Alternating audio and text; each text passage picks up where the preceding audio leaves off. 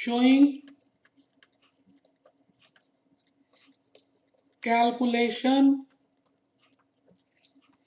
of standard deviation. Statement showing calculation of standard deviation, risk भी लिख सकते हैं। और रिस्क को निकालने का एक ही टूल है जिसका नाम है स्टैंडर्ड डेविएशन। तो यहां पर मैं लिख रहा हूं सिनेरियो, क्या क्या हो सकता है। रिटर्न, प्रोबेबिलिटी, यहां पर बेटे मैं यहां पर डी लिखूंगा, रिटर्न माइनस एवरेज। यहां मैं पी डी स्क्वायर लिख दूंगा, मेरे पास जगह नहीं थी, वैसे मैं पी डी स्क्वायर अलग लिखता और पी डी स्क्वायर अलग लिखता, कोई बात नहीं बेटे, अब जगह नहीं है ना, नाराज ना होना मेरे बेटे।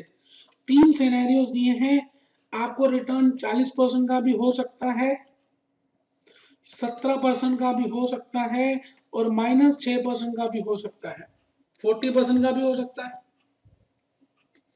17 का भी हो सकता है, और -6 का भी हो सकता है। और इसके होने की संभावनाएं दी हुई हैं 0.25, 0.50, 0.25।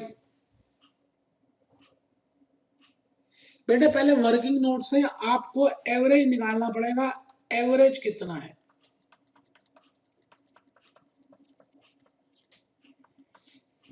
एवरेज रिटर्न कैलकुलेट करना पड़ेगा बेटे। और एवरेज रिटर्न कैसे निकलता है मेरे बेटे, sigma P R upon sigma P से। तो ये तो कैलकुलेटर से भी कर सकते हैं। 0.40 into 0.25 memory plus, 0.17 into 0.5 memory plus, 0.06 into 0.25 memory minus memory recollect. बेटे 17% आ गया, ये देख लीजिए। 17 आ गया मेरे बेटे, 17 आ गया, 17। अब आप क्या करेंगे, 40 माइनस 17, 17 माइनस 17, -6 माइनस 17, ये मेरे बेटे 23 आ गया, ये 0 आ गया, ये -23 आ गया मेरे बेटे। आराम से, कोई टेंशन नहीं है बेटे। PD square.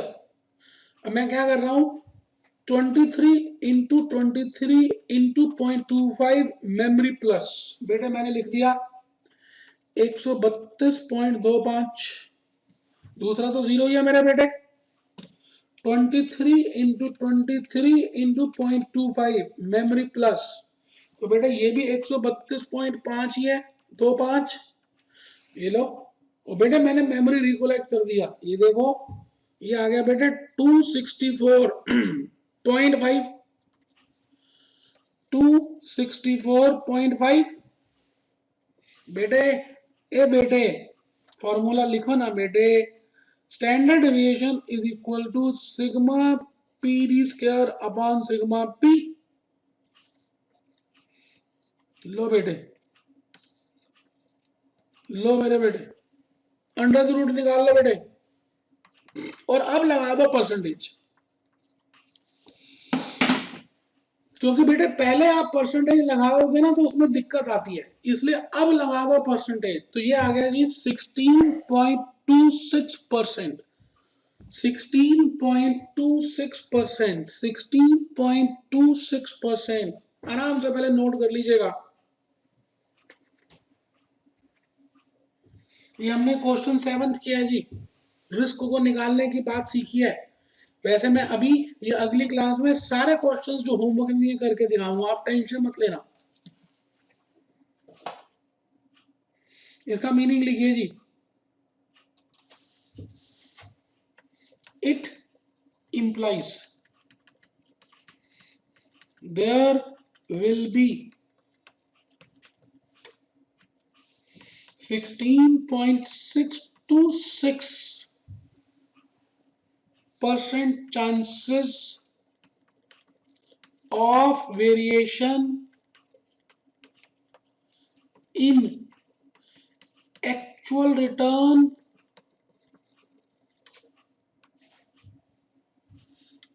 as compared to as compare to average return. फिर लिखिए बेटे, higher the standard deviation, high will B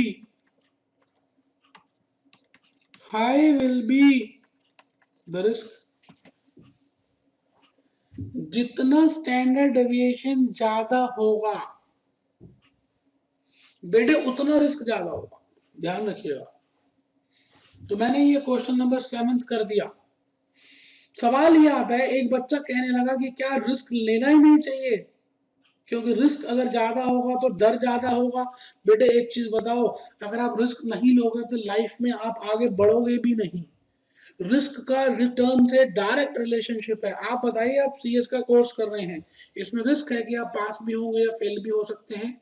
अगर आप रिस्क नहीं लेंगे तो सीएस कैसे करेंगे? फिर तो बीकॉम पास ही कर लो, उसमें तो रिस्क ही नहीं है, उसमें तो पास ही होते हैं, उसमें तो पढ़ना भी कम पड़ता है। समझ आई? रिस्क का रिटर्न से सीधा सीधा संबंध है मेरे बेटे, सीधा सीधा डायरेक्ट रिलेशनशिप है, डायरेक्ट रिलेशनशिप है मेरे बेटे। रिस्क लेना है बेटे। तो मैं यही तो बात बता रहा हूं कि इस चैप्टर में हम यहां पर ये चेक करेंगे कि रिटर्न कितना है और रिस्क कितना है, और रिस्क कहां तक ले सकते हैं, कितना लेना है, कितना ले सकते हैं, कितना ले सकते हैं। बेटा रिस्क तो लेना ही पड़ेगा। आपने देखा कुछ बच्चे मोटरसाइकिल बड़ी जिगजैग वे में चलाते हैं, बेटा रिस्क तो लेना ही पड़ेगा। रिस्क कितना लेना है वो आप पे डिपेंड करता है कि आपकी टॉलरेबल लिमिट कितनी है। अभी हम उस पे नहीं गए, लेकिन मैं वैसे बता रहा हूं आपकी टॉलरेबल लिमिट पे डिपेंड करता है। और आप 3 तरह के इंसान हो सकते हो, आप एग्रेसिव भी हो सकते हो, आपकी टॉलरेबल लिमिट ज्यादा भी हो सकती है, आप मॉडरेट भी हो सकते हो, और आप कंजर्वेटिव भी हो सकते हो। बेटे 3 तरह के आपको रिस्क हो सकते हैं, एक एग्रेसिव, एक मॉडरेट और एक कंजर्वेटिव। ठीक है जी, आराम से बेटे, कोई टेंशन नहीं है, जल्दी नहीं है। रिटर्न और रिस्क की बातें चल रही बेटे, आप देख लें, कोई टेंशन की बात है ही नहीं बेटे।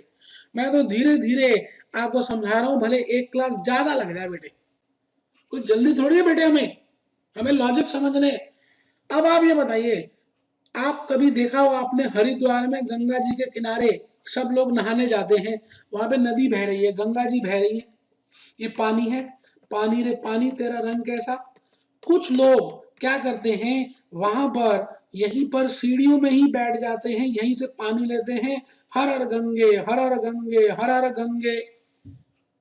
कुछ लोग चेन पकड़कर यहां तक नहाते हैं, और कुछ लोग पूरी जिंदगी के मजे लेते हैं, स्विमिंग करते हैं, उस पार से इस पार, इस पार से उस पार।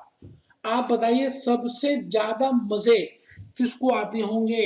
बताइए, बड़ा सही पहचाना, सबसे ज्यादा मजे उसी को आते होंगे जो इस पार से उस पार जाता है स्विमिंग करके। लेकिन बेटे उस मजे के लिए स्विमिंग आनी भी तो चाहिए। और सबसे कम मजे किसको आते होंगे? ये व्यक्ति जैसे लगता है घर में ही नहा रहा है, घर जैसा कार्यक्रम ही लग रहा है। दोस्तों, इस व्यक्ति ने जरा सा भी रिस्क नहीं लिया।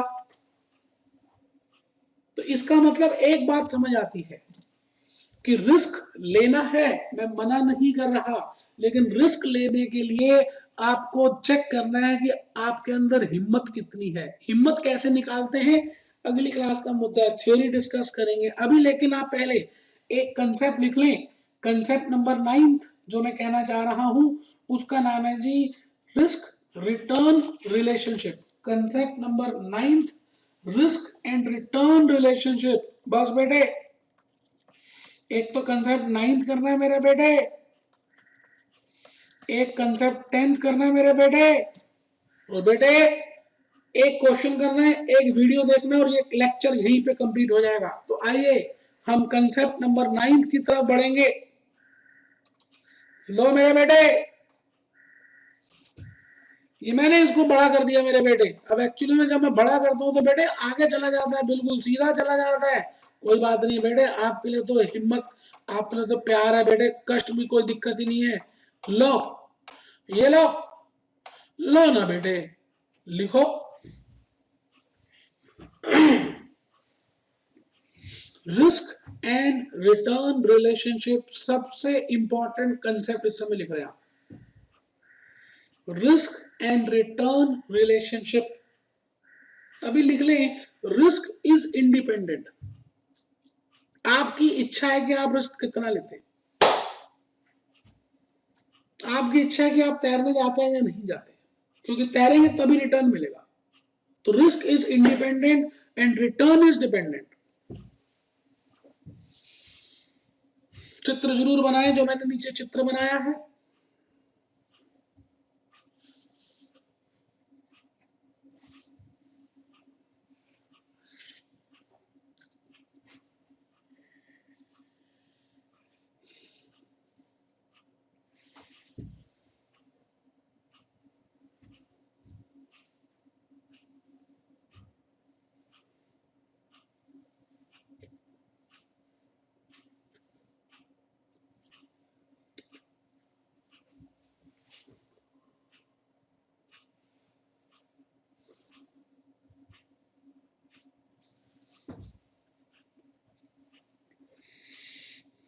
बेटे ये कर्व बनाया है, क्यों बनाया है सब बताऊंगा। ये देखिए, मैंने गंगा जी की बात की तो गंगा जी की इमेजेस भी रख दी। ये हर की पौड़ी की जगह है, कुछ लोग कैसे नहाते हैं और कुछ लोग कैसे नहाते हैं। पीछे से नदी का पानी आ रहा है गंगा जी का, गंगोत्री से। अब डिपेंड करता है कि आप रिस्क कितना ले सकते हैं। सत्यम कंप्यूटर की इमेज है, ठीक है जी। तो चलिए, ये एक बार स्लाइड खत्म हुई है, मैं एक बार लेक्चर नंबर 2 की खोल दूं, जिससे कि आप थोड़ा सा और समझ लें, और फिर हम उसको लिखने के बाद आगे चलेंगे।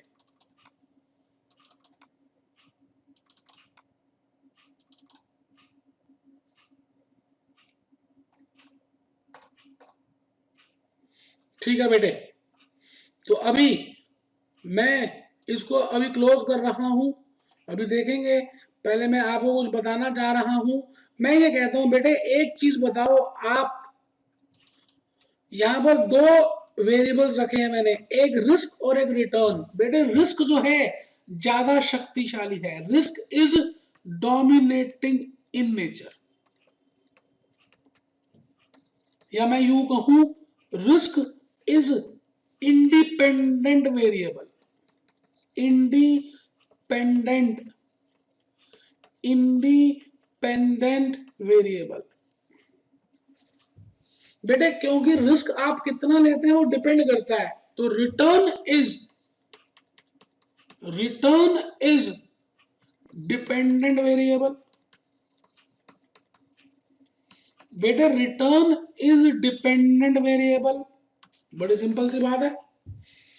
रिस्क इंडिपेंडेंट है, रिस्क आपको डिसाइड करना है कितना लेंगे। और बेटे हम कभी भी ग्राफ बनाते हैं तो एक बात समझ लीजिएगा, हम हमेशा एक्स एक्सिस में इंडिपेंडेंट वेरिएबल रखते हैं मेरे बेटे। बेटे ए बेटे ए मेरे बेटे,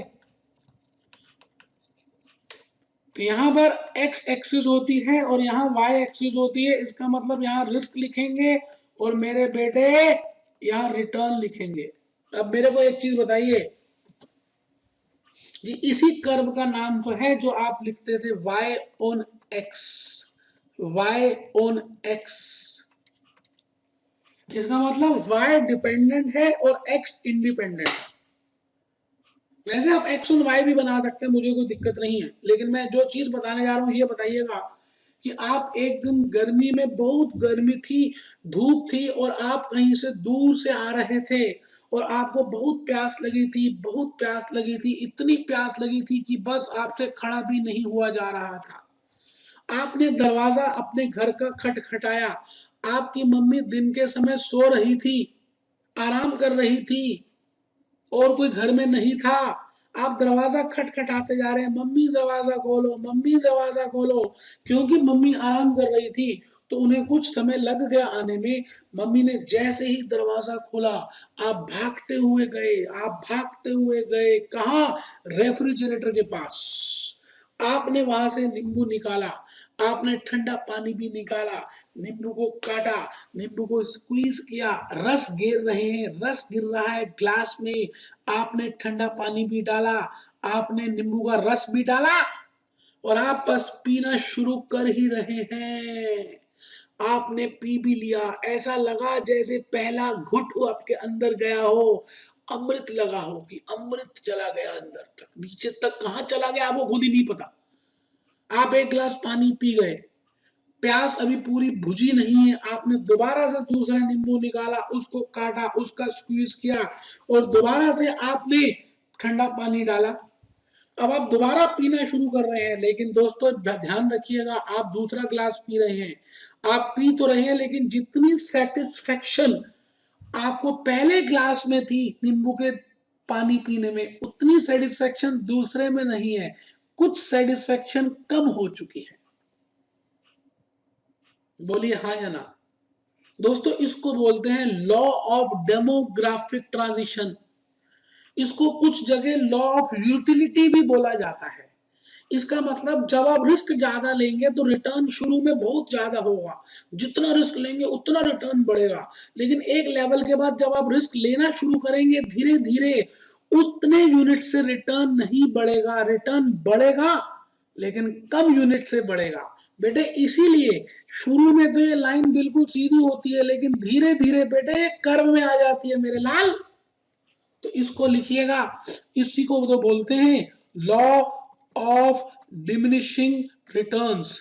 डिमिनिशिंग रिटर्न्स, रिटर्न होगा तो सही लेकिन डिमिनिशिंग होगा बेटे, डिमिनिशिंग होगा, झुकाव में होगा, इसलिए लाइन सीधी ना बनकर बेटे झुकाव में बनती है। अब समझ आया? तो बेटे एक बात मैंने बताई, रिस्क और रिटर्न की रिलेशनशिप कैसी होती है, इंडिपेंडेंट वेरिएबल क्या है, डिपेंडेंट क्या है, रिटर्न कैसे निकालते हैं, रिस्क निकालने का टूल क्या है, अभी तक तो ये बताया। अब मैं एक छोटा सा टूल बताकर आज की क्लास का एक क्वेश्चन और कराऊंगा और एक वीडियो कराऊंगा। दोस्तों आइए, मैं भूपेश आनंद आपके सामने खड़ा हूं और रूल ऑफ डोमिनेंस। अब मैं इसको बड़ा नहीं कर रहा क्योंकि जब मैं बड़ा करूंगा ना तो फिर बहुत दूर चले जाएंगे बेटे, टाइम लगेगा। आप कंसेप्ट नंबर 10 हेडिंग लिख लें और लिख लें जी rule of dominance. Rule of dominance, बस जी बस, आज का आखिरी कंसेप्ट नंबर 10 शुरू हो गया, रूल ऑफ डोमिनेंस। जैसे ही ये कंसेप्ट खत्म होगा, यकीन मानिएगा, यकीन मानिएगा, आपको आपके पास कुछ नॉलेज आ चुकी होगी। तो आइए लिखते हैं।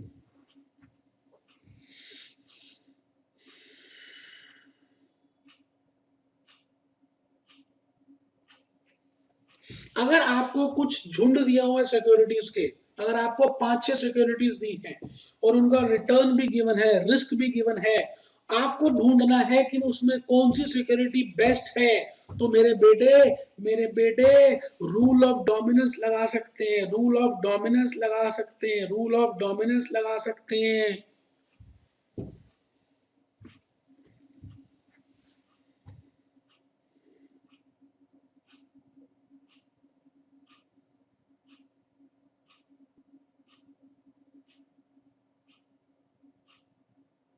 Rule 1, while comparing two securities,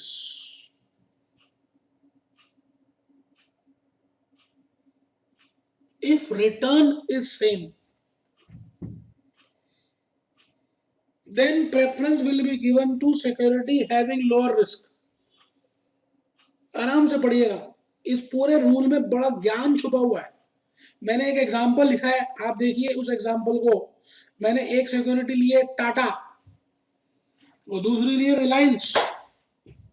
मान लेते हैं टाटा का रिटर्न है 31% और रिलायंस का रिटर्न 31 ही है, दोनों का रिटर्न सेम है। लेकिन बेटे रिस्क जो है ना टाटा का वो 18 है और रिलायंस का 25 है, मतलब टाटा का रिस्क कम है। तो बताइए आप रूल 1 नंबर छोड़ दीजिए, लॉजिक बताइए। रिटर्न सेम है, रिस्क कम है, आप उसी सिक्योरिटी को तो लेंगे। तो मैंने लिखा Tata security will be selected और नीचे मैंने चित्र बनाया, आप खुद चित्र बनाए। एक्स एक्सिस में लिखे रिस्क और वाई एक्सिस में लिखे return. Risk return same return, we will select the security having lower risk. Rule number 2,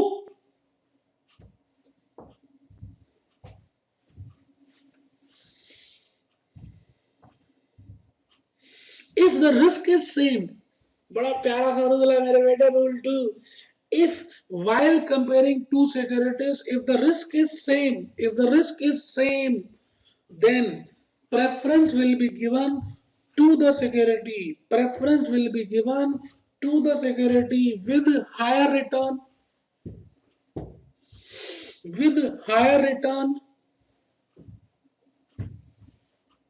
आप चेक कर लीजिए। मैंने एसी से सीमेंट रखा है, अंबुजा सीमेंट रखा है। एसी से सीमेंट का रिस्क है 19%, अंबुजा का रिस्क है 19, दोनों का रिस्क सेम है, लेकिन रिटर्न अंबुजा का ज्यादा है। तो मैंने कहा अंबुजा लेंगे, चित्र बनाइए। मैंने अगले पेज में इसका चित्र बना दिया, आप देखिए चित्र बनाइए। चित्र रूपा, चित्र के रूप जैसी, एक्स एक्सिस में रिस्क, वाई एक्सिस में रिटर्न, एक्स एक्सिस में रिस्क, वाई एक्सिस में रिटर्न। आप देखिए ऐसा चित्र बन रहा है क्या आपका। Rule 3, while comparing two securities, rule 3 while comparing two securities, दो सिक्योरिटी को जब हम कंपेयर करेंगे, if one security has higher return and lower risk, return ज्यादा है रिस्क कम है, रिटर्न ज्यादा है रिस्क कम है, as compare to other security. मतलब एक सिक्योरिटी का रिटर्न ज्यादा है रिस्क कम है, सोने पे सुहागा, और दूसरी सिक्योरिटी का रिटर्न कम है रिस्क ज्यादा है। तो भैया एग्जांपल लिखिए ना, लिखिए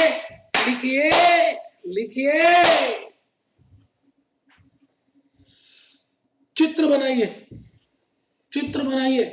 चित्र रूपा, चित्र के रूप जैसी, चित्र रूपा।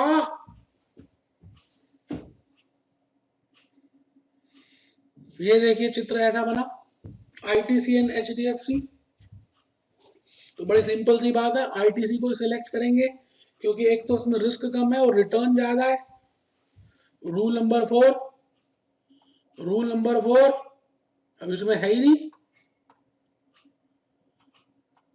ये लिखिए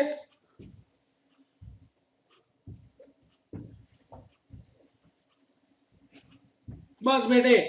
एक क्वेश्चन करना है, 10th क्वेश्चन करेंगे और बेटे एक वीडियो देखेंगे। हमारी आज का लेक्चर 1 भी पोर्टफोलियो का कंप्लीट हो जाएगा मेरे बेटे।